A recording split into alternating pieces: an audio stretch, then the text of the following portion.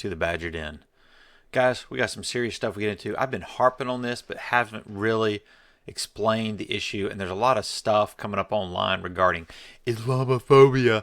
And we're going to debunk that stuff. Because essentially, I pointed out previously that 15% of all these immigrants coming in from Muslim countries support radical terrorism as a way of political violence being okay. All right? And the vast majority, over 80%, support Sharia law. And a lot of people don't know what Sharia law is. And Sharia law is coming to a village near you. That's right, you're going to go back from cities to villages after this. And then, of course, Cracker Barrel backs it up. And finally, we're going to get into the final piece here. What happened to the tariff inflation? Oh, yeah, even Powell comes out and talks about it a little bit. For those that know, for those that don't, I'll explain it to you. Come on, let's go. Breaking. America's first Islamic-controlled city enacts Sharia. Non-Muslim arrested over a Facebook post. Ooh. All right, check it out, guys. Dearborn, Michigan, a Muslim-majority city with a Muslim mayor and Islamic police chief, has turned into America's first test case for Sharia-style justice. Anthony Young, 27-year-old non-Muslim, made a reckless but vague Facebook remark. No plan, no threat, just words. Police raided his home, hauled him away in cuffs, silenced him online, strapped a GPS shackle to his leg, and forced him to pay thousands before the trial. Year after year, thousands of terror-tied jihadis marched through Dearborn chanting "Death to America" and waving Hezbollah flags. Isn't that a beautiful scene? They even hold funerals for Hezbollah martyrs. Think about what martyr means. There you go. Yep. Yet the police look the other way. No arrests, no charges, complete protection for their community. And it is their community because they are not American. They hate America. Death to America. You should probably get kicked out. Two-tier justice. Muslims excused, non-Muslims punished. It is Sharia logic applied on U.S. soil. This is what we see in Islamicized UK. And UK has fallen. Citizens arrested for saying "we love bacon," while Islamic mobs chant for violence with impunity. That future is being imported here. Remember, there are 3 steps to Sharia law. First, the Islamists come over here and say, "We are a religion of peace. We are peaceful people." No, you're not. No, you're not. Nice try, though. But that's what they'll do. And that's what they've been doing. And then once they start getting political power, because they all vote in a block, they vote in a monolith because they're all racist, and they basically stick to their own. And they vote for their representative. And then once they get political power, they immediately do this. They start implementing Sharia law in little bits here and there, and then they change their tone. And they say it's no longer "we are the religion of peace. We only defend ourselves." It's not that we're pacifists. We now protect ourselves. We believe in the right of self-defense. And the final phase, convert or die. They implement caliphate as an Islamic state, and it's game over. And it's coming toward you. What's happened in the UK? Muslim Somali sex gangs say raping white British children is part of their culture. Isn't this beautiful? They're spreading their cultural diversity. Do you feel diverse enough yet? Is this the kind of diversity you enjoy? Yeah. And so they like to say some cultures are not better than others, that everybody is a unique tapestry, and there's no wrong way to see the world. No, that's all bunk. That's all bunk, and we all know it. Certain cultures are better than others, and I said cultures, so get off your high horse, Rainbow Bright. I said cultures, because there's a difference between these thugs and black Americans and brown Americans that actually love America. And I know you want to make everybody a racial monolith, but I don't see it that way. I see people who wave the American flag, see this, and say, yeah, not in this country. Oh, I'm sorry, did you not know about the rape gangs going on in the UK that were covered up for the last 20 years? Yeah, people like this being allowed and excused to continue to prey on little white girls. And I do specifically say white because guess what? England is white. I mean, English. I mean, where do you think that came from in the English people and colonization and all that? Oh, yeah, that's right. That's right. Okay. Now reverse it for Nigeria or Cameroon or something. Now you get it. Okay. Just want to make sure because I know you love to hold on to that. Pakistan. Again, Sharia laws enacted there. Woman was raped, and instead of arresting the rapist, the Sharia Council decided that rapist's sister should be raped by the victim's brother. Let me read that again a little bit slower for you slow people in the back. Woman was raped, and instead of arresting the rapist, the Sharia Council decided that the rapist's sister should be raped by the victim's brother. The innocent teenage girl was then publicly raped in front of 40 people in a practice called revenge rape in Sharia law. Okay? That is coming here. That is what Muslims believe. Oh, no. You can say, oh, no, Mouthy, that's not true, not all. Sure, not all. But when 80% of Muslims say, hey, we believe in Sharia law, there's your 80%. Is that okay enough? It's funny. A leftist tried to defend this online in my feed, and I called them out on it, saying, here are the covenants of Sharia law. They immediately ran away. They didn't want to debate me. They said, oh, this story's fake. I said, okay, let's say it is fake. Defend Sharia law. They refused to debate me on that. Ban on child marriage is deemed un-Islamic by Pakistan's religious leaders. Oh, yeah, you definitely can't do that because Muhammad absolutely wanted to marry a 6-year-old. And if Muhammad shows us that that's the way we need to go, we need to allow 6-year-olds to be married and eventually raped by, raped at 9. I mean, that's what their Prophet Muhammad did. Yeah, Prophet Muhammad married a 6-year-old. It did unspeakable things to her, sexual things to her, until she was 9, and then raped her. But he's a good man because he waited till at least she was 9. This is coming. And this is what the man ran from. This right here, okay? This is Islamic Sharia law, broken down very nicely. Here we go. Let's hit some of the highlights for what's coming to Dearborn, Michigan. Theft is punishable, amputation of the hands. You know what? That's not bad. I can kind of get behind that one at least. That'll cut it down real quick. No pun intended. Criticizing or denying any part of the Quran is punishable by death. Ooh. So if I go get a Quran and burn it, they wouldn't like that now, would they? Criticizing Muhammad or denying that he is the prophet is punishable with death. Muhammad is the Antichrist or an Antichrist. There, I said it. That trigger you, Rainbow Bright? Criticizing or denying Allah is punishable with death. Allah's not the true God. There's one true God, and that is Jesus Christ and his Father. Holy Spirit resides in me, but not you, because you're an Islamist psychopath. I don't care. A Muslim who becomes a non-Muslim is punishable death. That is right. If you are Muslim, you cannot change your mind. You die. Wow. All right. Non-Muslim who leads a Muslim away from Islam is punishable death. Yeah. Non-Muslim man who marries a Muslim woman is punishable by death. That one isn't enforced very strictly, but the rest of these, if you go to a Sharia country, yeah, you might not want to go there. Homosexuality is punishable. I love this. Hey, Rainbow Bright, this one's for you. Homosexuality is punishable by death, but you can sodomize boys. Because again, Muhammad, peace be behind him, he bent over and took it by a bunch of guys. So that's okay because Muhammad bent over and took it. So as long as he's okay with it, then it's okay. But you just got to make sure it's not like you don't love it, like it's just an act, right?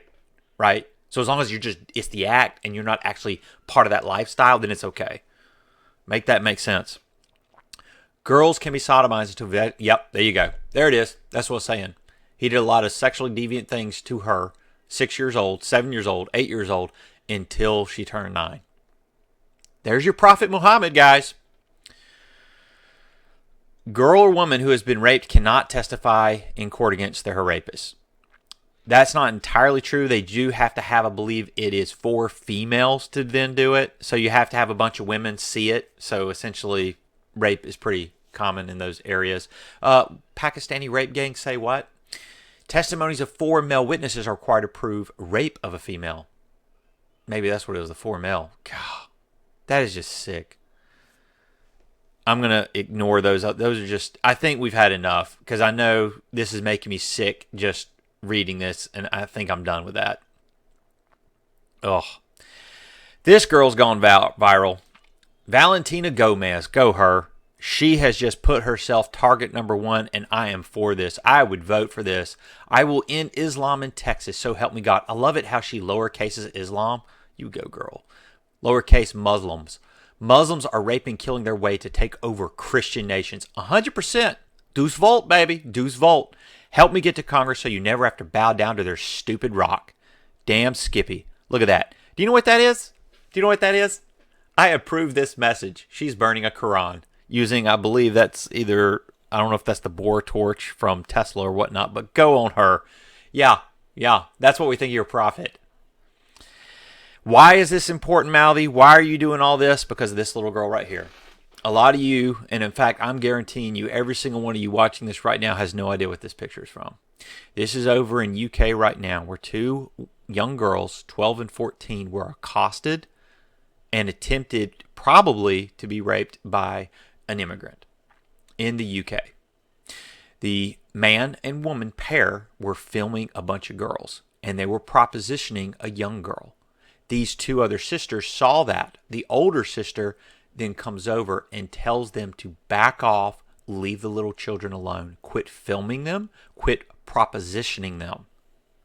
They then try to attack the older 14-year-old. The 12-year-old sister pulls out a nice kitchen knife and a beautiful axe and says, back off from my sister. And they do.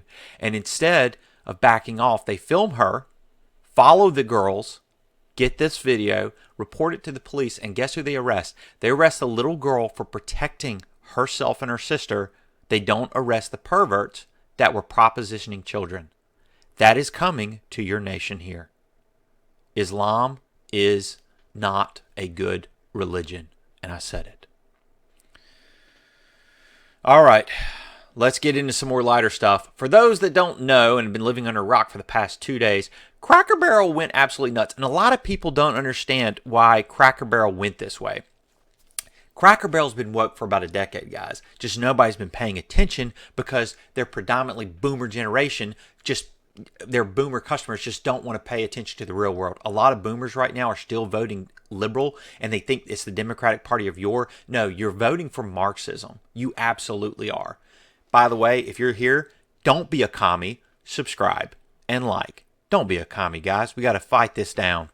Cracker Barrel has funded all ages private events for many years, like the Nashville Pride and Third River City Pride. If you don't know this, go look this up. It's absolutely disgusting. They had little children in front of full-grown men, caricaturized as women, gyrating in front of little kids. When I mean little kids, I mean younger than that 12-year-old there that was defending her sister.